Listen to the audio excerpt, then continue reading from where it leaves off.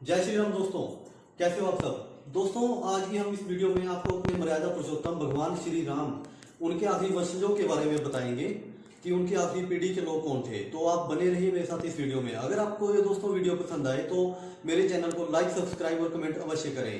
जय श्री राम, जय गौ माता। आज हम आपको बताएंगे भगवान प्रभु श्री राम के वंश के आखिरी जिंदा बचे हुए लोग आखिर कौन हैं? क्या वो अभी भी जिंदा हैं या फिर उनका वंश अब लुप्त हो चुका है?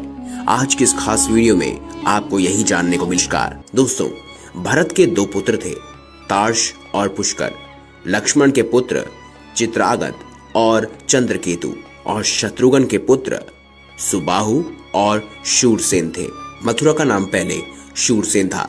लव और कुश राम तथा सीता जी के जुड़वा बेटे थे। जब राम जी ने वानप्रस्थ लेने का निश्चय कर भरत का राज्याभिषेक करना चाहा तो भरत नहीं माने। दक्षिण कौशल प्रदेश में कुश और उत्तर कौशल में लव का अभिषेक किया गया। राम ने कुश को दक्षिण कौशल और कुशस्थली और अयोध्या राज्य सौंपा तो लव को पंजाब दिया। लव ने लाहौर को अपनी राजधानी बनाया। आज के तक्षशिला में तब भरत पुत्र तक्ष और पुष्करावती में पुष्कर सिंहासन रूढ़ थे और हिमाचल में लक्ष्मण पुत्रों अंगद और अंगद पुत्र और चंद्रकेतु का चंद्रावती में शासन था। मथुरा में शत्रुघ्न के पुत्र सुबाहु का और दूसरे पुत्र शत्रुघाती का बेलसा में शासन था। राम के काल में भी कौशल राज्य उत्तर कौशल और दक्षिण कौशल में विभाजित था। कालिदास के रघुवंश अनुसार राम ने अपने पुत्र लव को शरावती का और कुश को कुशावती का राज्य दिया था। शरावती और श्रावस्ती माने तो निश्चय ही लव का राज्य उत्तर भारत में था और कुश का राज्य दक्षिण कौशल में। कुश की राजधानी कुशावती आज के बिलासपुर जिले में थी और कोसला को राम की माता कौशल्या की जन्मभूमि माना जाता है। रघुवंश के अनुसार कुश को अयोध्या जाने के लिए विंध्याचल को पार करना पड़ता था। इससे भी यह सिद्ध होता है कि उनका राज्य दक्षिण कौशल में ही था। राजा लव से राघव राजपूतों का जन्म हुआ, जिनमें बडगुजर, जयास और सिकरवारों का वंश चला।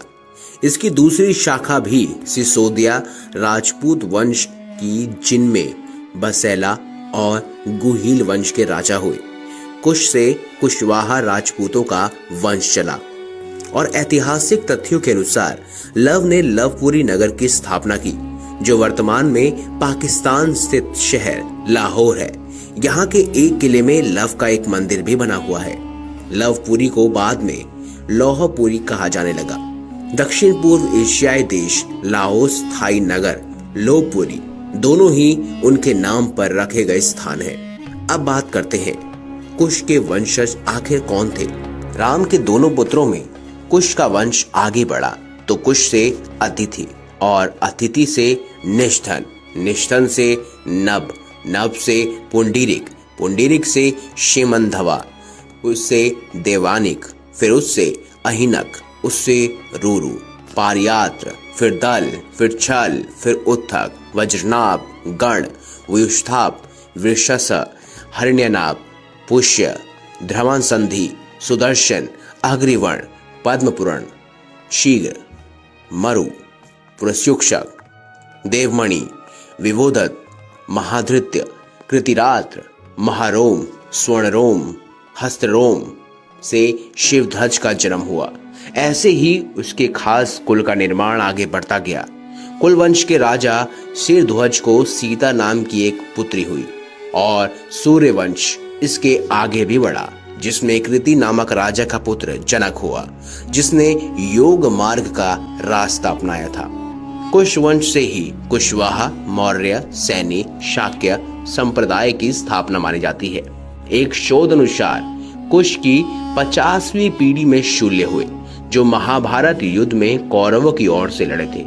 ये इसकी गणना की जाए तो कुश महाभारत काल के 2500 वर्ष पूर्व से 3000 वर्ष पूर्व हुए थे, अर्थात आज से 6500 वर्ष से लेकर 7000 वर्ष पूर्व।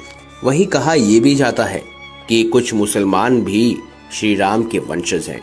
हालांकि ऐसे कई राजा और महाराजा हैं जिनके पूर्वज श्री राम थे। राजस्थान में कुछ मुस्लिम समूह कुशवाहा वंश से ताल्लुक रखते हैं। मुगल काल में इन सभी को धर्म परिवर्तन करना पड़ा, लेकिन ये सभी आज भी खुद को प्रभु श्री राम का वंशज ही मानते हैं।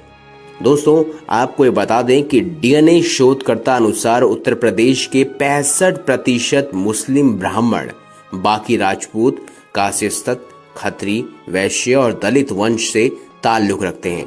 और लखनऊ में SGPGI के वैज्ञानिकों ने फ्लोरिडा और स्पेन के वैज्ञानिकों के साथ मिलकर किए गए आनुवांशिक शोध के आधार पर यह निश्चय निकाला है कि बहुत सारे मुस्लिम यदुवंशी माने जाते हैं जो कि श्री राम के वंशज हैं और वह उत्तर प्रदेश में रहते हैं।